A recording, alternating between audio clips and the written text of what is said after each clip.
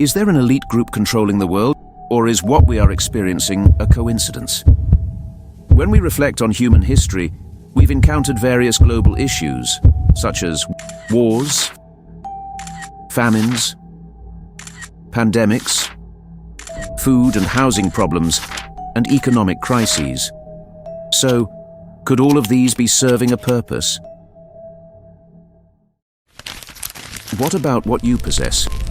Do they truly belong to you? So, who do you belong to? Who do you live for?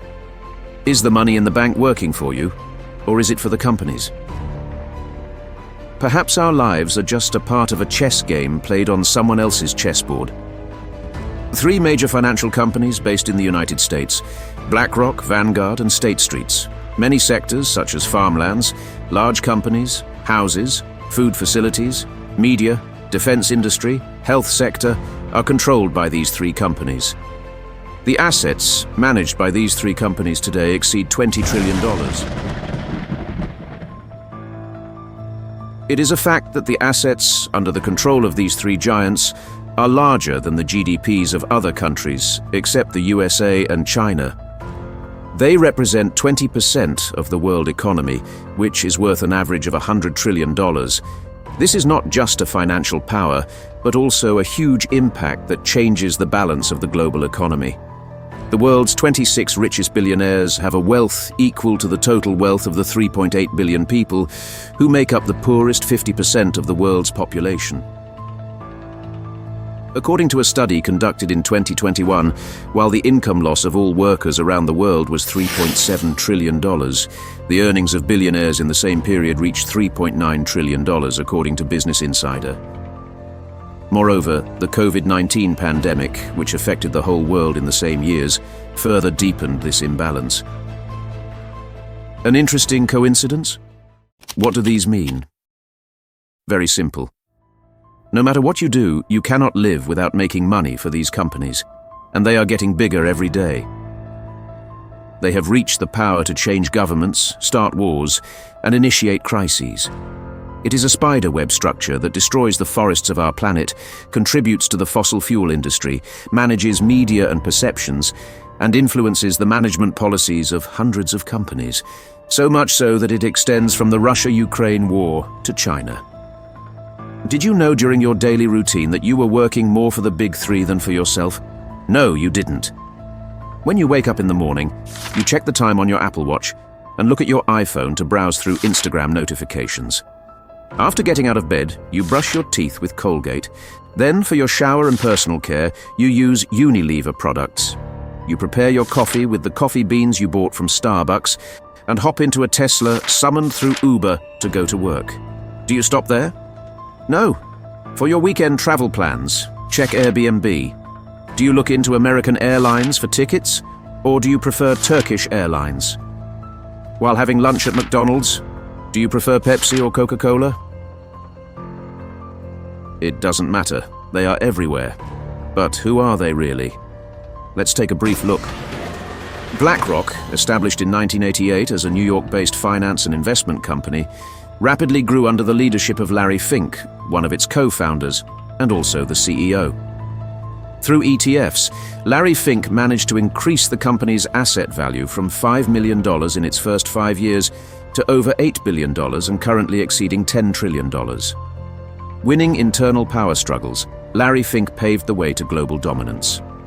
Blackrock, with ownership stakes in numerous companies in the United States, is also involved in various controversial activities worldwide. Vanguard was founded in 1975 as an investment company based in Pennsylvania by John Bogle. Bogle died at the age of 89 due to esophageal cancer in 2019. It is currently managed by Mortimer Buckley. Following Blackrock, it is the world's second largest ETF provider. Holding shares in many companies operating in the United States, they currently manage assets worth $9 trillion. State Street was founded in 1792 and is based in Boston. This investment firm and bank traces its establishment back to Union Bank. Currently led by Ronald P. O'Hanley, the company manages approximately $4 trillion in assets. making it one of the most influential fund managers in the United States, following BlackRock and Vanguard. These companies, possessing a wealth greater than the combined values of goods and services produced by all developed countries such as the United Kingdom, Germany, Russia, Canada, France, Italy, Japan, and more, are shareholders in the major corporations shaping the modern world. They represent the top tier of the pyramid, the masters of the modern world. They wield such immense financial networks that they can profit even from wars. Sorry, but you can't escape the big three anymore. Food, defense industry, health and pharmaceutical sector, traditional media, social media, banks, payment infrastructures, travel and accommodation companies, mining, automotive industry, energy companies, insurance companies, pension funds, housing, lands. Almost all of them are under the control of the big three. They even hold shares in rival companies. They are not only shareholders but also ensure control through voting rights. They can exert the pressure they want on companies. Undoubtedly, BlackRock is the most influential and powerful company among the big three. Big three own shares in major banks in the United States. They own shares in Australia's 4 largest banks. They own a portion of Deutsche Bank and Commerzbank in Germany, as well as a significant portion of Germany's postal system. In the United Kingdom, they are the largest shareholder of Lloyds Bank, and across Europe there is almost no country where the big three does not have shares in at least one financial institution or bank. Many of the people working at BlackRock were formerly high-ranking government officials or central bank authorities. In the United States, BlackRock and the government are closely intertwined.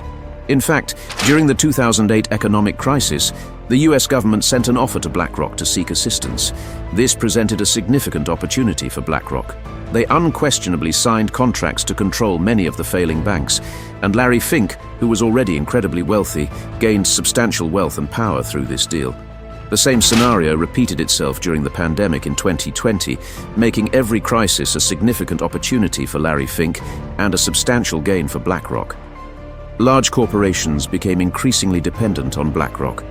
BlackRock not only exerts influence on companies through share ownership and voting rights, but also utilizes a powerful data analysis technology called Aladdin.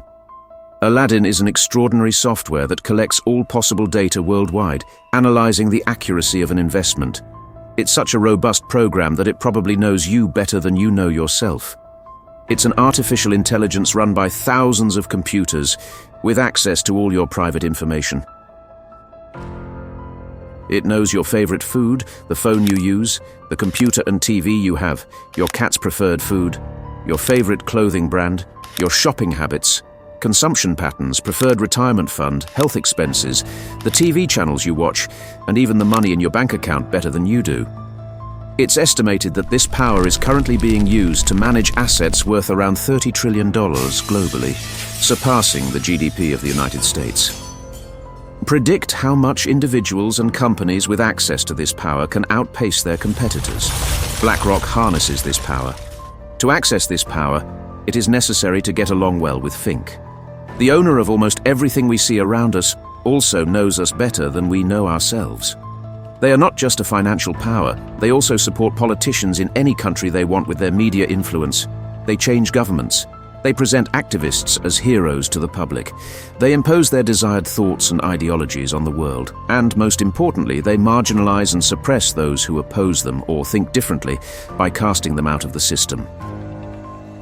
Larry Fink, who used to refer to cryptocurrencies as the index of money laundering until 5 years ago, decided to form partnerships with Circle and Coinbase in 2022. The fundamental reason behind this change was the asymmetric profit potential of cryptocurrencies, which aroused Fink's appetite just like everyone else's. In the first days of 2024, BlackRock received approval for the Bitcoin ETF, and now a new era has begun for BlackRock. If your company is under the hegemony of BlackRock, you must comply when Larry Fink asks for something. Fink sent a message to the world's largest public companies.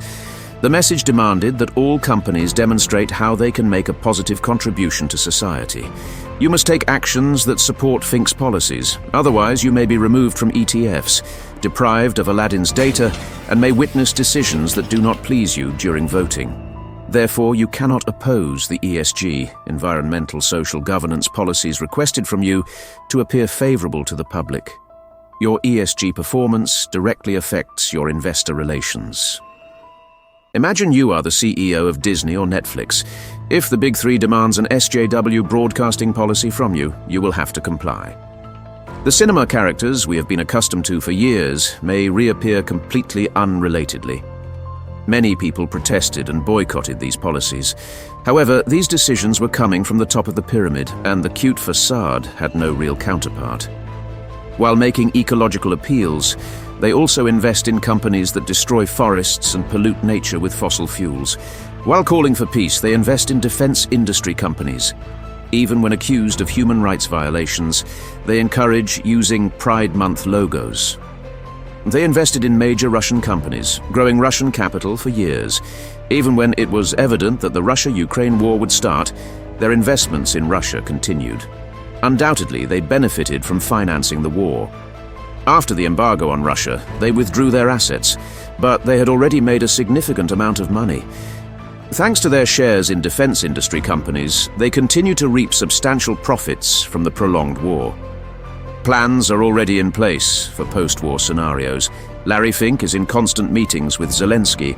Talks are underway for the reconstruction of Ukraine after the war, and Blackrock has prepared all its plans to engulf Ukraine.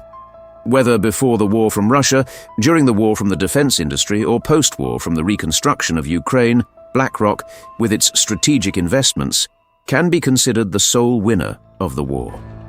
All right, does someone own the Big Three? These companies are interconnected through mutual investments, forming a circular ownership structure. Each of them holds shares in the others. Like a spider web, they initially acquired major companies worldwide and then proceeded to acquire each other. Behind these companies, it is known that the Rothschild and Rockefeller families, two of the world's wealthiest families, play a significant role. These entities turned their attention to China, which has the world's second-largest economy after the United States. In 2020, Blackrock became the first foreign company allowed access to China's investment fund industry. Blackrock can now invest in Chinese companies that may not be welcomed by the United States, and even acquire some of their divisions. It even advised its investors to increase their investments in China. It is unknown what China received in return. George Soros criticized BlackRock's venture into China, labeling it as a tragic mistake that would harm US national security interests. Could it be that the autocratic Chinese Communist Party's acceptance of BlackRock into its country is because they want to use Aladdin? What could an autocratic regime with the world's second-largest economy that uses Aladdin's big data power lead to? How do you think the Big Three can be prevented? Do these companies aim to make money only? I'm looking forward to your comments. Don't forget to like and subscribe for more videos.